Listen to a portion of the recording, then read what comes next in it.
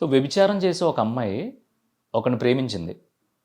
ఎంతలా ప్రేమించిందంటే, ఆ ప్రేమ గురించి మీరు వింటే, నాకు తెలిసి ప్రేమ మీద చాలామందికి ఉండే ఒపీనియన్స్, డౌట్స్, రకరకాల కన్‌ఫ్యూజన్స్ అన్నీ క్లియర్ అయిపోతాయి. దయచేసి ఈ వీడియోని ఎక్కడ స్కిప్ చేయకుండా చూడండి. వీడియోలోకెళ్ళే ముందు మన వీడియో చూస్తున్న చాలామంది మన ఛానల్‌ని సబ్స్క్రైబ్ చేయట్లేదు. సబ్స్క్రైబ్ చేయండి. ఇది అడగడానికి రీజన్ ఏంటంటే, నేను మాట్లాడే ప్రతి మాట మీరు వినాలనుకుంటే గనక మీ వరకు రావాలి కాబట్టి, సబ్స్క్రైబ్ చేస్తేనే వస్తది కాబట్టి ఇది అడుగుతున్నాను. సో, ఆ అమ్మాయి వ్యభిచారం చేసుకుంటూ ఒక 5, 6 లక్షల రూపాయలు సంపాదించింది ఎప్పటినుంచో. ఆ డబ్బులు కూడా ఆ ప్రేమించినోడికి ఇచ్చేసి, "నీకు చిన్నా చితకా అప్పులున్నాయంటున్నావు కదా! ఈ అప్పులన్నీ తీర్చేయి. సో, ఇక నెక్స్ట్ నుంచి నేను ఈ పని మానేస్తాను. మానేసి నేను ఎక్కడో చోట చిన్న ఉద్యోగంలో జాయిన్ అవుతాను. పెద్ద పెద్ద ఉద్యోగాలు కాకపోయినా ఒక 10,000 ఇస్తారు. నువ్వు ఎక్కడ చొప్పున ఉద్యోగం చేద్దువు గానీ, నీకు ఒక 20,000 15,000 ఇస్తారు. 25,000 30,000 మనకు సరిపోతాయి. హ్యాపీగా బ్రతికేద్దాం. నువ్వు లేకపోతే నేను ఉండలేను" అని చెప్పి ఆ అమ్మాయి అంది. సరే మనోడు కూడా కమిట్ అయ్యాడు. ప్రేమించుకున్నారు. ఆ అమ్మాయి దగ్గర డబ్బులు తీసుకున్నాడు. ఆడిని లిటరల్‌గా ఆ అమ్మాయి పాయింట్ ఆఫ్ వ్యూలో ఒక యువరాజులా ట్రీట్ చేసిందంట. ట్రీట్ చేసి పెంచి పోషించుకొచ్చింది కొన్ని రోజులు. తర్వాత మనోడు ఆటోమేటిక్‌గా మొహం చాటేయడం మొదలుపెట్టాడు. ప్రతి ప్రేమ కథలోలాగే. బ్రేకప్ అయిపోయింది. ఇప్పుడు ఆ అమ్మాయి సిట్యుయేషన్ ఏంటంటే, ఒక నైట్ ఆ అమ్మాయి సంపాదించగలిగే డబ్బు ఏదైతే ఉందో, అలా ఒక అమ్మాయి 3, 4 సంవత్సరాలు చేసుకుంటే ఆ అమ్మాయి లైఫ్ సెట్టు. ఎవరిని చేయి చాచనవసరం అవసరం లేదు. ఆ అమ్మాయి ఒక కైండ్ ఆఫ్ పనిలో ఉంది కాబట్టి, ఆ పనిలో కూడా ఆ అమ్మాయికి తగ్గ ఒక సర్కిల్ ఉంది. ఇయన్నిటిని వదిలేసి ఎంజాయ్ చెయ్యాలి అనే మూడ్ కాకుండా, ఒక మంచి జీవితం కావాలి నాకు. నీకు తెలిసే ఇది చేస్తున్నాను నేను. సో, ఇదంతా వదిలేస్తాను. నేను నిన్ను చూసుకుంటాను. మనం హ్యాపీగా బ్రతుకుదాము అని ఒక వేశ్య అన్నప్పుడు, అవతల మగోడు దాన్ని గ్రాంటెడ్‌గా తీసుకొని, నిజంగానే నన్ను యాక్సెప్ట్ చేస్తాడు అని తను నమ్మింది కదా! నిజంగా తను చాలా అమాయకురాలు. "అదేంటి బ్రో అమ్మాయి బిజినెస్‌లు చేసేది దాన్ని అమాయకురాలు అంటావేంటి" అనే ఒపీనియన్, ఆ మాట నీ నోట్లోంచి వచ్చే ముందు ఒకటే చెప్తున్నా. ఒక ఆడది మనస్ఫూర్తిగా పడుకోవడానికి, డబ్బుల కోసం పడుకోవడానికి చాలా డిఫరెన్స్ ఉంటది. ఆ డిఫరెన్స్ ఏంటో నీకు చెప్పనా? మనం మన పిల్లల గురించి ఒక చాక్లెట్ కొనేస్తాం. ఆ ఎమోషన్ వేరేగా ఉంటుంది. మనం మన ఇంటి పక్కన ఆడుకునే పిల్లల గురించి కూడా ఎప్పుడైనా సరదాగా ఒక చాక్లెట్ కొనిస్తాం. ఆ ఎమోషన్ వేరుగా ఉంటుంది. ఇది చెప్పడానికి చిన్న ఎగ్జాంపుల్ గానీ, సేమ్ యాజ్ ఇట్ ఈజ్ ఒక వ్యభిచార వృత్తిలో ఉన్న ఎవరైనా సరే, వాళ్ళ పర్సనల్, వాళ్ళ మనసులో ఉన్నోళ్ళతో చేసే పనికి, డబ్బుల కోసం ఎవరితోనో చేసే పనికి, నాకు తెలిసి నక్కకి, నాగలోకానికి ఉన్నంత తేడా ఉంటది. అన్నీ సమానంగా ఉండవు. అన్నీ ఒకటే కాదు. పరిస్థితుల వల్ల ఆళ్ళు ఆ పని ఎందుకు చేయాల్సొస్తుంది అనేది పక్కన పెడితే, ఇప్పటిదాకా చెప్పిన స్టోరీ నిజంగా జరిగింది. ఆ మెయిల్ నేను 2 డేస్ బ్యాక్ చదివాను. నాకు నిజంగా మెంటలొచ్చింది. ఎందుకంటే ఇప్పుడు చాలామంది అంటారు, డబ్బుల కోసం చేస్తున్నారు ఈళ్ళు, చిచ్చి ఒళ్ళు అమ్ముకుంటున్నారు అంటాం. కానీ ఓకే. డబ్బుల కోసం మొదలుపెట్టిందా, దేనికోసం మొదలుపెట్టిందా పక్కన పెడితే, ఒక ఆడది తన శరీరాన్ని అమ్ముకొని కూడబెట్టిన ఒక 5, 6 లక్షల రూపాయల డబ్బుని తను ఇష్టపడి, ఈడు లేకపోతే నా లైఫ్ లేదు అనుకుని, ఒక మగోడికి ఇచ్చేసి, నీకుండే కష్టాలన్నీ తీర్చేసుకో, మనం హ్యాపీగా బ్రతుకుదాం అని ఒక మాట అంది చూసావా? నాకు తెలిసి రియలిస్టిక్, ఒరిజినల్, బ్రాండెడ్ ప్రేమ అదనిపించింది నాకు. అదేంటి అది ప్రేమ ఎలా అవుద్ది? అదే ఎంతమంది దగ్గర పడుకుంది అసలు ఏమి మొత్తం తిరిగేసింది. దాన్ని ఆడు ఎలా చేసుకుంటాడంటే, ఆడు కూడా ఒప్పుకున్నాడు. ఇద్దరూ మ్యూచువల్‌గా ప్రేమించుకున్నారు. కానీ చివరికి వచ్చేసరికి ఆ కథ ఏమైందో తెలుసా? ఆ కథ చెప్పుకునే ముందు అసలు ఆళ్ళిద్దరూ కలిసారా? ఆళ్ళిద్దరి మధ్య వచ్చిన డిస్ప్యూట్ ఏంటి? అసలు ఆ అమ్మాయి నాకు మెయిల్ ఎందుకు చేయాల్సొచ్చింది? అనే దాని గురించి చెప్తాను విను. ఒకవేళ నిజంగానే డబ్బు కోసం, జల్సాల కోసం ఒళ్ళు బలిసి ఆ వృత్తిలోకి ఆ అమ్మాయి గనక ఎళ్ళుంటే, ఎవడో కోన్కిస్కా గొట్టంగాన్ని ప్రేమించాల్సిన అవసరం లేదు. ఎందుకంటే ఆడదాని వల్ల రాజ్యాలే కూలిపోయినాయి. ఎందుకు కూలిపోయినాయి? ఆడదాని అందానికో, ఇంకో దానికో కాదు. ఆడ అనే ఒక ఏదైతే ఓ సృష్టి ఉందో, ఆ సృష్టి దేన్నైనా ఏమన్నా చేయగలదు, ఇంక్లూడింగ్ ప్రకృతితో పాటు. పురాణాల నుంచి మొదలుపెట్టి ఈ రోజు దాకా ఒక ఆడదాని మత్తులో పడితే ఆడు ఏమైపోతాడో కూడా మొగుడికి తెలుసు. ఆడి తెలియకుండా ఎంత దిగజారిపోతాడో కూడా తెలుసు. సో ఆడది ఏదన్నా చేయగలదు. చాలా గొప్ప క్వాలిటీస్ ఉన్నాయి. అలాగే పగబడితే అంతకంటే ఎక్కువ రివెంజ్ కూడా ఉంటుంది. కానీ అన్ని క్వాలిటీసు అంత పట్టుండి ఆల్రెడీ నేను ఇది చేస్తున్నాను, నేను ఇంత డబ్బు సంపాదించాను, నేను అనుకోని పరిస్థితుల వల్ల ఈ వృత్తిలోకి అడుగు పెట్టాల్సి వచ్చింది, కానీ ఇప్పుడు నేను ఒక అబ్బాయిని ప్రేమించాను, తను కూడా నన్ను ప్రేమించాడు, నేను ఈ పని చేస్తున్నానని తనకి తెలుసు, త్వరలోనే ఈ పని మానేద్దాం అని మేమిద్దరం అనుకున్నాం.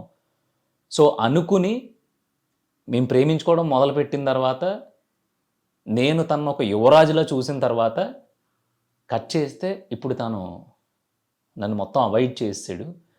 పిచ్చెక్కిపోతుంది, మర్చిపోదామని ఎంత ప్రయత్నించినా మర్చిపోలేకపోతున్నాను. అసలు ఎందుకు ప్రేమించానా అనిపిస్తుంది. ఇదంతా లేకపోతే నా పని ఏదో నేను చేసుకుని ఏమో నా బతుకు చివరికి ఏమయ్యేదో తెలియదు, కానీ ఏదో ఒకటి అయ్యేది.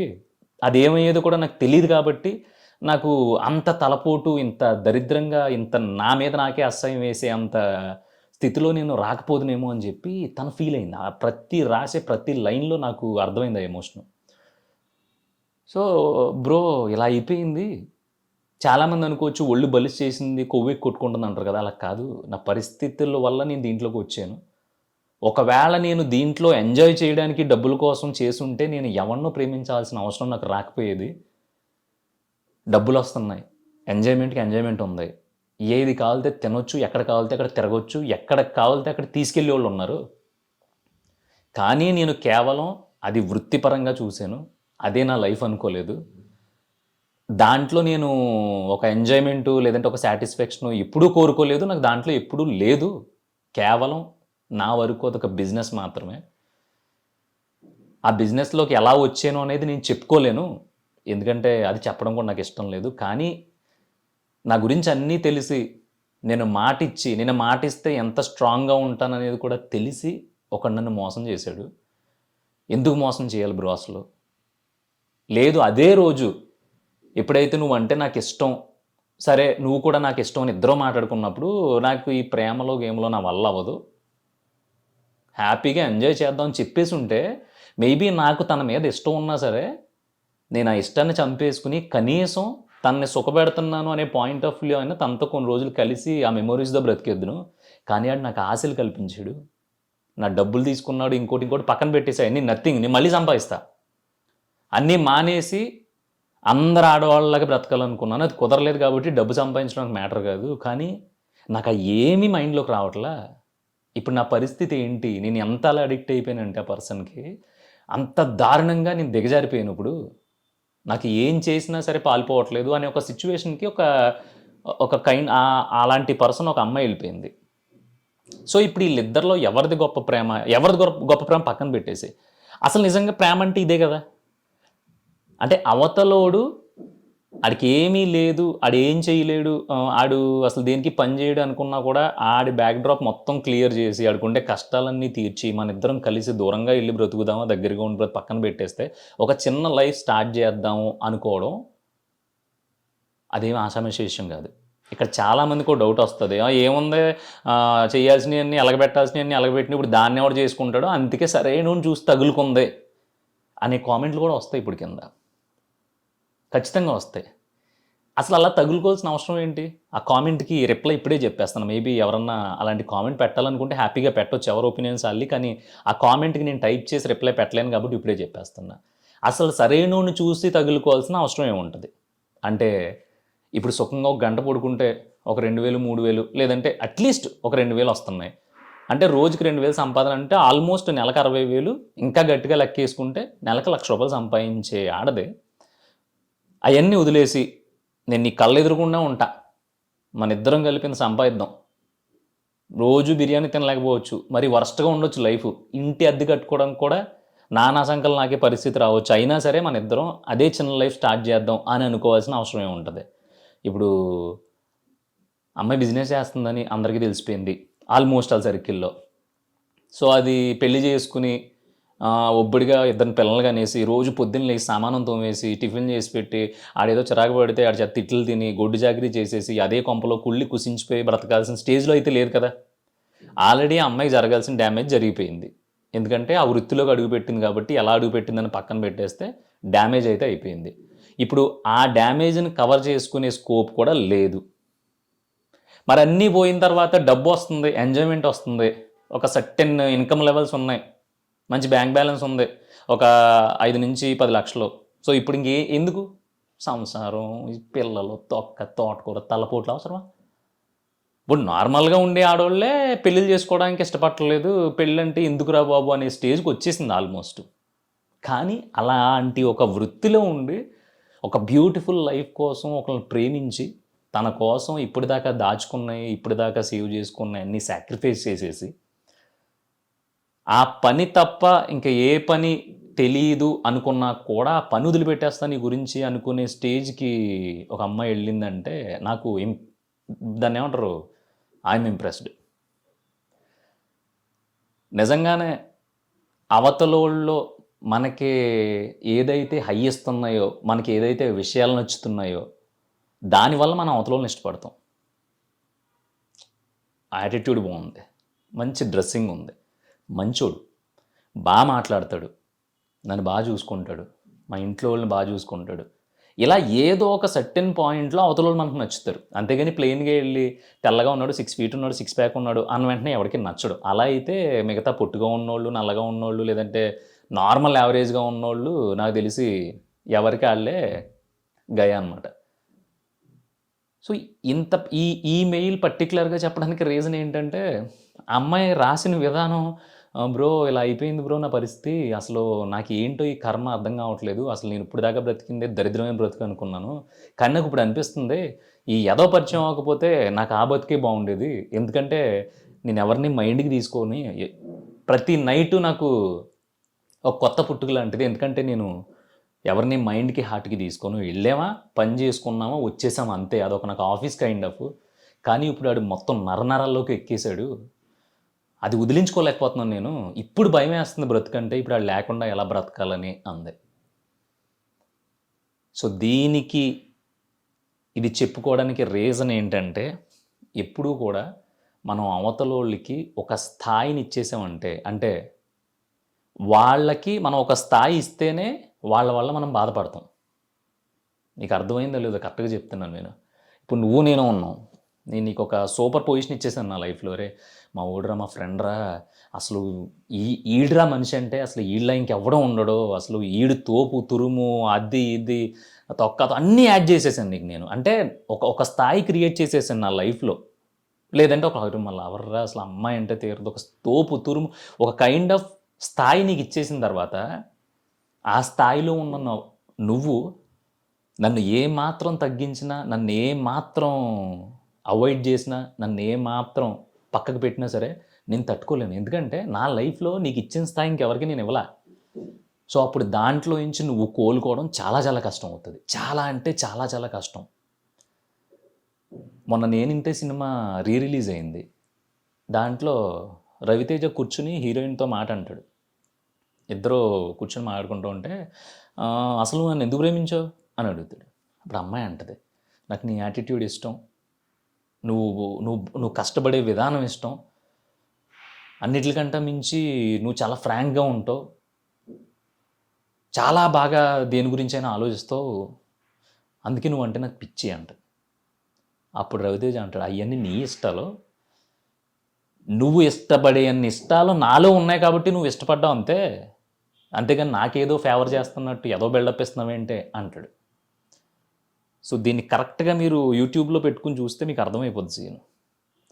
సో నేను ఎందుకంటున్నానంటే ఈ రోజుల్లో నాకు తెలిసి వాల్యూస్, లేదంటే రే మనకి ఇంత ఇచ్చినప్పుడు మనం ఎలా ఉండాలి అనే ఎథిక్స్ అన్నీ దొబ్బిని, ఏమీ లేదు. అక్కడికి ఒక హై కావాలి, ఆ హై దొరికితేనే మనిషి అక్కడ ఉంటున్నాడు. అది దేంట్లో అయినా, ఒక ఆఫీస్ విషయంలో అయినా, రిలేషన్ విషయంలో అయినా, ఫ్యామిలీ విషయంలో అయినా, దేంట్లో అయినా సరే, ఇక్కడ మనకి కంఫర్ట్గా, ఇక్కడ మనకు అన్నీ బాగున్నాయి, ఇక్కడ అన్నీ దొరుకుతున్నాయి, మనం ఏదైతే ఎక్స్పెక్ట్ చేస్తున్నామో అవి ఉన్నాయి అన్నప్పుడు మాత్రమే వాళ్ళు అక్కడ ఉంటున్నారు, లేదంటే ఉన్నట్లా.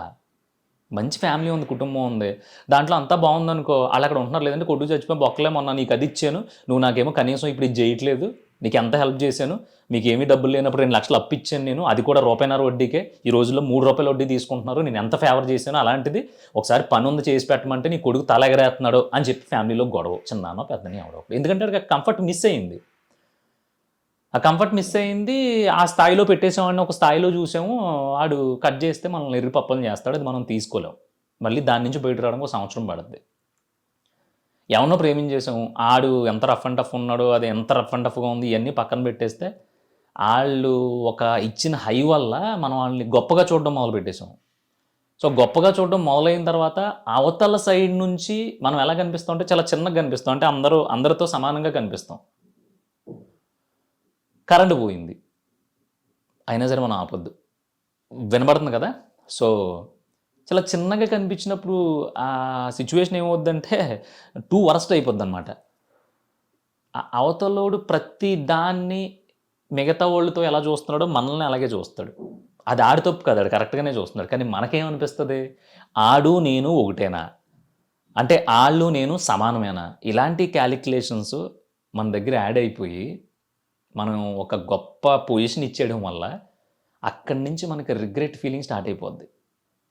అనవసరంగా మనం ఈ రిలేషన్లోకి వచ్చాము, అనవసరంగా మనం ఈ అమ్మాయి ఫ్యామిలీ రిలేషన్స్ పెట్టుకున్నాము, అనవసరంగా ఫ్రెండ్షిప్లో దూరాము, అనవసరంగా ఒకళ్ళ మీద హోప్ పెట్టుకున్నాము, ఇవన్నీ క్రియేట్ అయిపోయి ఇప్పుడు ఈ అమ్మాయి ఎవరైతే అమ్మాయి గురించి చెప్పుకుంటున్నామో ఆ అమ్మాయి ఏదైతే ఫేస్ చేస్తుందో అలాంటి ఘోరమైన సిచ్యువేషనే ఫేస్ చేస్తాం.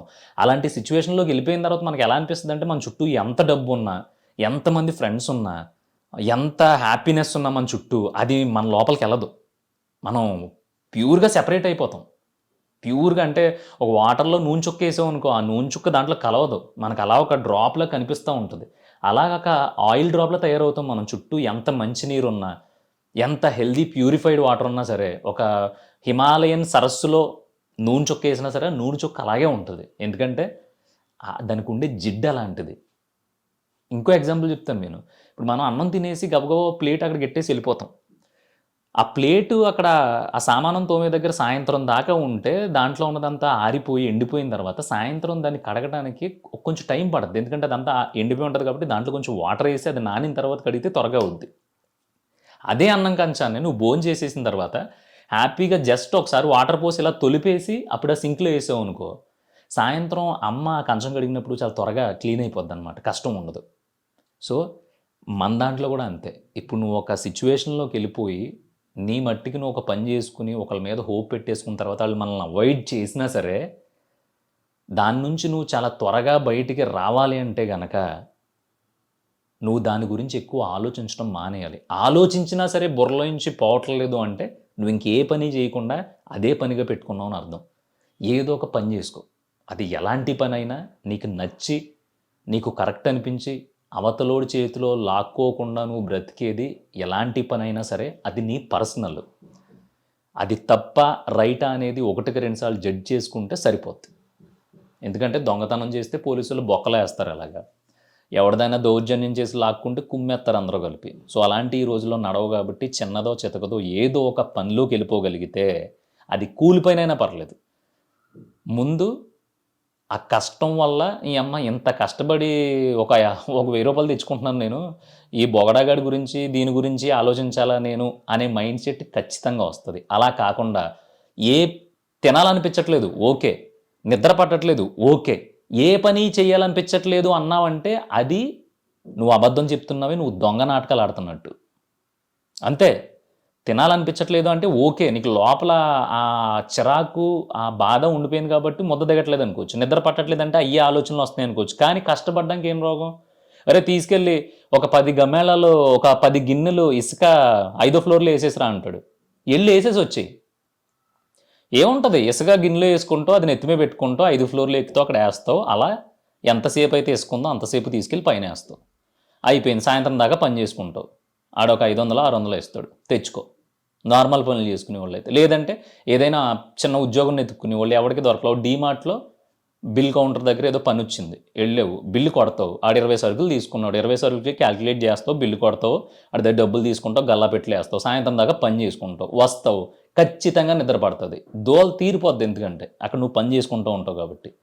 అందుకని ఇలాంటి లూప్లో ఇప్పుడు ఈ అమ్మాయి ఏదైతే ఒక లూప్లో పడిపోయిందో, ఆ లూప్లో ఎవరైనా పడుంటే సేమ్ ఇలాగే చదువుకునే వాళ్ళు, లేదంటే కాలేజ్లో ఉన్నోళ్ళు, లేదంటే ఉద్యోగం చేసుకుంటున్న వాళ్ళు, వాట్ ఎవర్ ఏ ఏజ్లో ఉన్నోళ్ళైనా సరే, మీరు ఒకళ్ళకు ఒక స్థాయి ఇచ్చేసి ఆ స్థాయి ఇచ్చిన తర్వాత వాళ్ళు మిమ్మల్ని అక్కడి నుంచి తన్నేసి వెళ్ళిపోయే సిచ్యువేషన్లో ఎవరైతే ఉంటారో వాళ్ళందరూ కూడా అలా మూలన కూర్చుని ఏ పని లేకుండా చేతులు కట్టుకుని ఏడుస్తున్నంతసేపు ఏడుపు తప్ప దాంట్లోంచి మీరు బయటకు రాలేరు. ఎప్పుడో ఒకప్పుడైతే దాంట్లోంచి మీరు ఖచ్చితంగా బయటకు రావాలి, మూవ్ ఆన్ అవ్వాలి. అది ఫస్ట్ తెలుసుకోవాలి. అలా అవ్వాలి అంటే నీకు పని ఉండాలి. పని చేయబుద్ధి కావట్లేదు అని నువ్వు అన్నావంటే కనుక నువ్వు పని దొంగవే. అంటే ఈ వంకతో నువ్వు సోమరపోతులు అలా కూర్చుని ఏడవడానికి ఒక దారి క్రియేట్ చేసుకున్నట్టు అంతే. అందుకని ఈ రోజు నుంచే లేచి నీ పని నువ్వు చేసుకో. ఆఫీస్కి వెళ్తున్నావా వెళ్ళు, పనిలోకి వెళ్తున్నావా వెళ్ళు, వ్యవసాయం చేసుకుంటున్నావా చేసుకో, బిజినెస్ చేసుకుంటున్నావా చేసుకో, నీ పని నువ్వు సిన్సియర్గా చేసుకుంటూ వెళ్ళిపో. ఆ బాధ నీకు తెలియకుండానే పోతుంది. నీ ఆలోచనలన్నీ నీ సంపాదన మీద పెట్టు, నువ్వు ఎదగడమే పెట్టుకో. అంతకుముందు నువ్వు ఎంత దరిద్రంగా అన్నీ చేసుకున్నావు, ఇప్పుడు ఆ చేసుకున్న దాన్ని ఎంజాయ్ చేయడం మొదలుపెట్టు. ఇది ప్రతి ఒక్కరితోని షేర్ చేస్తుంది, కేవలం అమ్మాయి కోసం కాదు చెప్పేది. నాకు ఎందుకంటే తను ఎవరికైనా సరే అంత చెప్పుకోవాల్సిన అవసరం ఉండదు కదా, వాళ్ళకి అన్నీ ఉన్నప్పుడు టక్కుమని ఈరోజు ఒక ఫోన్ కాల్ వచ్చి ఎక్కడికన్నా వెళ్తే 3000 వచ్చేస్తున్నాయి. అలాంటి ఒక ఆడది నాకు ఇలా జరిగింది, అసలు ఏం చేయాలో అర్థం కావట్లేదు, నేను చాలా కళ్ళగన్నాను అని చెప్పి అంత పెద్ద మెయిల్ రాసుకొచ్చేసరికి నాకు నమ్మబుద్ధి కాలా. ఇప్పుడు బాగా చదువుకున్నాడు, ఏదో డబ్బులు ఇంకో పోగొట్టుకున్న ఒక మెయిల్ చేశాడంటే అందం, ఎందుకంటే వాడికి నాలెడ్జ్ ఉంది కాబట్టి. కానీ తను రాసిన ప్రతి యాక్షన్లో పెయిన్ కనిపించింది. ఆ పెయిన్, ఆ సిచ్యువేషను మేబీ రకరకాల వేరియస్ ప్లేసెస్లో జరగవచ్చు, కానీ చాలామందికి ఇదే ఉంటుంది. ఎందుకంటే అన్నిటికన్నా దరిద్రమైన థింగ్ ఏదన్నా ఉందంటే అది నా వరకు ప్రేమ. ఎందుకంటే దాంట్లో గెలుపు కంటే ఓటమే ఎక్కువ ఉంటుంది, కలిసి ఉండడం కంటే విడిపోవటాలే ఎక్కువ ఉంటాయి, జీవితం ముందుకెళ్ళడం కంటే ఎక్కడో పాతాళానికి వెళ్ళిపోవడమే ఎక్కువ ఉంటుంది. ఇది ఎవరు అవునన్నా కాదన్నా. అందుకే సినిమాల్లో కూడా అలాంటి ట్రాజడీ ఉండి విడిపోయిన ప్రేమ కథలు ఎక్కువ ఉంటాయి. ఎక్కువ లేకపోయినా అలాంటి ప్రేమ కథలే హిట్ అవుతూ ఉంటాయి. ఎందుకంటే ప్రేమలో నాకు తెలిసి 2-3% ప్రేమ ఉంటుంది, మిగతా అంతా బాధలు, ఏడుపులు, పెయిన్లు, గుండె పగిలిపోవడాలు, నిద్ర పట్టని రాత్రులు ఇవే ఉంటాయి. అందుకని దయచేసి ఎవరైనా అలా ఒకరికి ఒక స్థాయి ఇచ్చేసి ఆ తర్వాత వాళ్ళు మనల్ని తన్నుకుని వెళ్ళిపోతే అర్జెంటుగా మీరు అక్కడి నుంచి బయటకు వచ్చేసి మీ పని మీరు చూసుకుని ఒక పనిలోకి మీరు డైవ్ చేయగలిగితే, దూకగలిగితే అన్నీ సర్దుకుంటాయి. చెప్పాను కదా, ఒక కంచం అన్నం తినేసిన వెంటనే మనం సింక్లో పడేసాం అనుకో, అది సాయంత్రానికి ఆరిపోయి దాన్ని క్లీన్ చేసినప్పుడు చాలా టైం పడుతుంది. దాన్ని కొన్ని నీళ్ళు జిమ్మి నానబెట్టి తర్వాత సోప్ వేస్తాడు. అలా అది కాకుండా నువ్వు జస్ట్ అన్నం తిన్న తర్వాత వెళ్ళి దాన్ని ఇలా చేస్తే ఇలా తొలిపేసి దాంట్లో పాడేసాం అనుకో, సాయంత్రం జస్ట్ ఒకసారి ఎలా అంటే క్లీన్ అయిపోద్ది. నీకు అర్థమైంది అనుకుంటున్నాను. ఇది మేబీ కొంతమందికి చిన్నగా అనిపించవచ్చు, అది అనుభవించే వాళ్ళకి తెలుస్తుంది.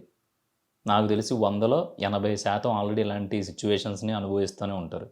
ఒకళ్ళ మీద సర్వస్వం పెట్టేసుకుని వాళ్ళకి మన మీద అలాంటి ఒపీనియన్ లేదు అని తెలిసి, ఒకవేళ ఉన్నా కూడా వాళ్ళకి బెస్ట్ ఆప్షన్ దొరికి మన నుంచి వెళ్ళిపోయారు అని తెలిసిన తర్వాత మనం బయటికి రావడం చాలా చాలా కష్టం.